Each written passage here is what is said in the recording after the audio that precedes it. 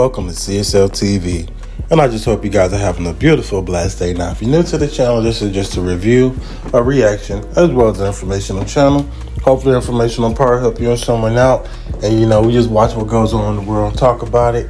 And I just got to thank the folks that's been out there rocking with your boy, because you could be somewhere else trying to find these videos, but yet you're rocking it out with CSL TV. And as you guys can see, a 5-year-old with cocaine in his system fatally shoots a brother. Yeah, he shot his brother. And the 5-year-old boy was tested positive for cocaine, who fatally shot his 18-month-old brother. Now, the infant also had weed in his blood. And, when they searched the homes, counts found 93 fentanyl pills, weed, and an unsecured gun and another firearm in the safe. Now, these sucker duck parents are definitely in jail.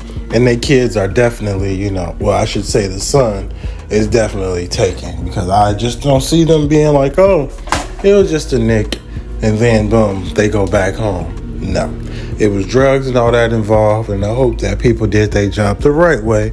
So hopefully these kids can be put in the proper care in a proper home.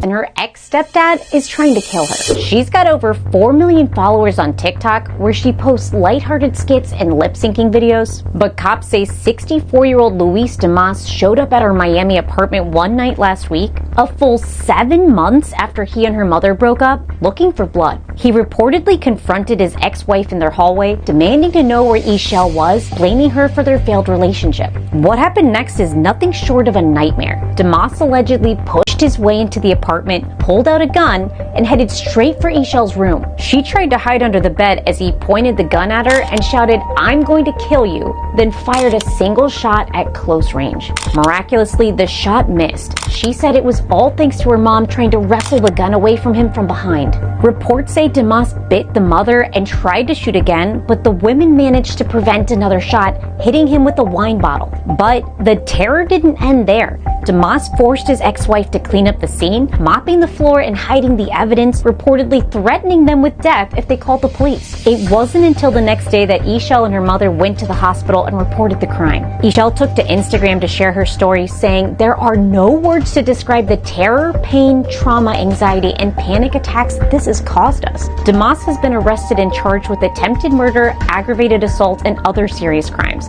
He's now facing the possibility of spending the rest of his life behind bars. According to the National Coalition Against Domestic Violence, an average of 20 people per minute are physically abused by an intimate partner in the United States. Critics say that as long as guns remain easily accessible, incidents like this will continue to plague families across the country. Ishel has promised that once she heals, she plans to become a voice for those who have been victims of abuse. That was insane. How can you be so tender? Well, you know what? You is tender. That's why, she broke up with you, dog, because you weak, you soft, and you up here trying to blame it on the daughter. When the daughter recognized the bullshit you was doing and put mom up on game, and that's why she peeped the game you was doing and let your ass go. Because you got some people you can run game on, and then you got other people who gonna watch you run the game, and then they gonna leave your ass alone. And evidently, the daughter see what the hell you was putting her mom through, and she did not want her mom to go through all this crazy stuff. We hear domestic. He just did a domestic because he came there with a gun. But we hear about domestic abuse. It starts verbally, and then when these tender people feel like they can't get you verbally, then that's when the physical shit starts to happen, And I just don't understand why people feel this type of way. There's so many millions and billions of people in this world that, hey, if this person didn't make it to your timeline, then guess what? Go find somebody else you can share your timeline with, because evidently you just wasn't it. And it's crazy that most of these victims are women, You see women get abused, attacked all the time because these cowards think they tough and they put hands on women thinking you can control them. But can nobody control nobody, because guess what? At the end of the day, you have to think about what's in your best interest and what's best for you. And, it's sad to hear that a lot of these people go through stuff like this. It's sad to hear some of the stories. which is good therapy for some folks, because you can go back and be like, man, I made it. You know, anybody that's been a victim of domestic violence, think about it. You made it. If you're no longer in that situation, you made it. You're the biggest hero, and you have a very strong story to tell if you want to go there. But at the same time, you're a superhero because a lot of people don't get out their situation.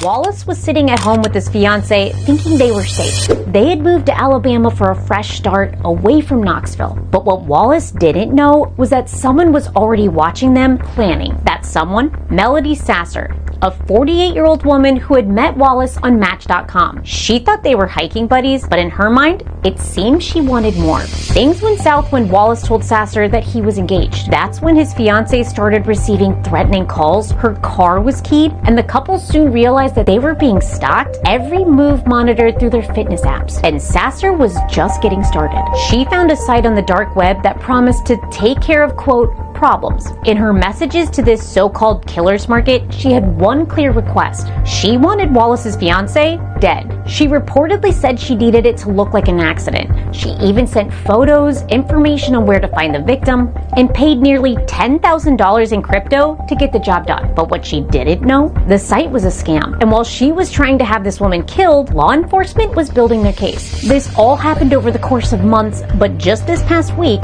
Melody Sasser learned her fate. She's going to spend the next 8 years behind bars and has to pay $5,000 in restitution to the victim. This case is just another example of how dangerous online interactions can turn when obsession takes over. Critics warn, with more people turning to crypto and darker corners of the internet, this is far from the last we'll hear of stories like this. Now, this lady right here is mentally unstable. How can you take a friendly gesture? I mean, you should know, you know what I'm saying, that he didn't want you because he said he was engaged, got a fiance, got a wife. Somebody was thinking about, you know, probably walking down the aisle and all that.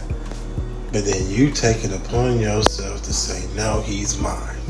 So you're going to go hire somebody to try to kill this lady, do all type of crazy stuff. You know what I'm saying? Like, what is wrong with people nowadays? And it's crazy that you can't just go online and just have a friend. It's crazy. You can't just have friends because they always, not always, but sometimes, you know, it can turn out to situations like this, and that's not good for anybody.